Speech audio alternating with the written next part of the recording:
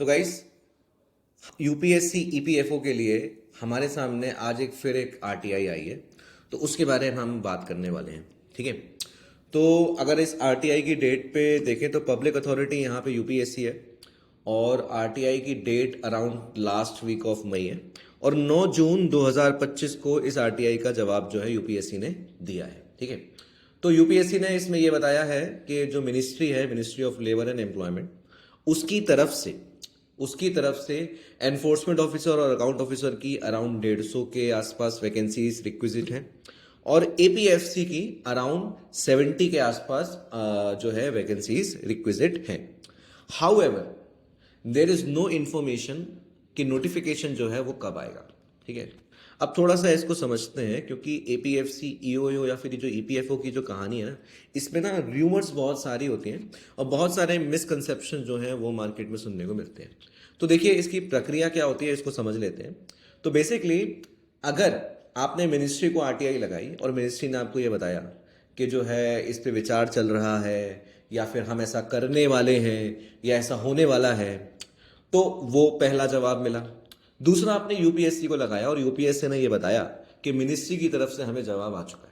तो गाइस, इन दोनों ही सिचुएशन में जो दूसरी वाली कंडीशन है, जो दूसरा वाला केस है, वो 100% ये श्योरिटी दे देता है कि अब चूंकि मिनिस्ट्री में गोल गोल बात नहीं घूम रही है, अब यूपीएससी को रिक्विजिशन आ चुका है, तो डेफिनेटली जो एग्जाम है वो अब होने वाला है।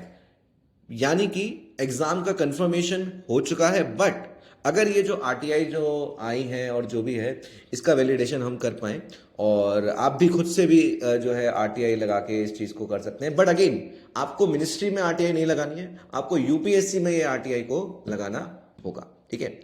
अब पढ़ाई की बात करते हैं। आई एम श्योर कि आप सब लोग इंतजार तो करते ही रहते हैं और पढ़ाई भी जो है वो थोड़ी थोड़ी चलती रहती है।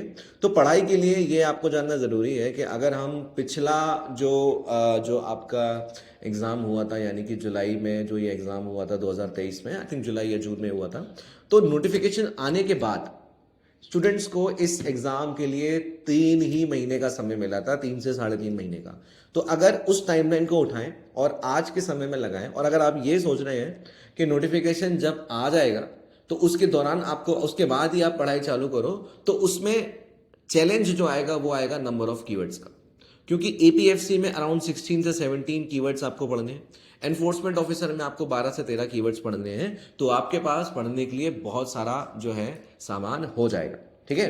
तो अकॉर्डिंगली अपना प्लान आपको बनाना होगा और आपको राइट डिसीजन लेना होगा कि कब आप इस एग्जाम की तैयारी शुरू करें। और अगर मैं अपनी बात को समराइज करूं तो आरटीआई ने हमें यह बता दिया है कि यूपीएससी पे रिक्विजिशन आ चुकी है, यानी कि अब नोटिफिकेशन 100% आ जाएगा। और अपनी तैयारी को अच्छे से एनालाइज करिए और ये देखिए कि आपको ये तैयारी कब से शुरू करनी है। बाकी ह्यूमन पेरिटस ने इस कोर्स को कैसे बनाया है और क्या हमारा तैयारी कराने का तरीका है, उसके लिए आप जो है हमारी टीम से डायरेक्ट कांटेक्ट कर सकते हैं, जो नीचे नंबर दिया हुआ है। बाकी कहीं से भी आपने पढ़ाई करी हो, कितनी भी चीज़ें आपने देखी हो, एक बार आप बस ह्यूमन पेरिटस का जो लर्निंग मैनेजमेंट सिस्टम है उसका 1 डे फ्री ट्रायल लेके देखिए, and you will get to know कि कैसे हमने सिस्टमेटिकली इस एग्जाम की रिक्वायरमेंट के हिसाब से सभी चीज़ों को आपके लिए उपलब्ध करा दिया है। All the best, do well.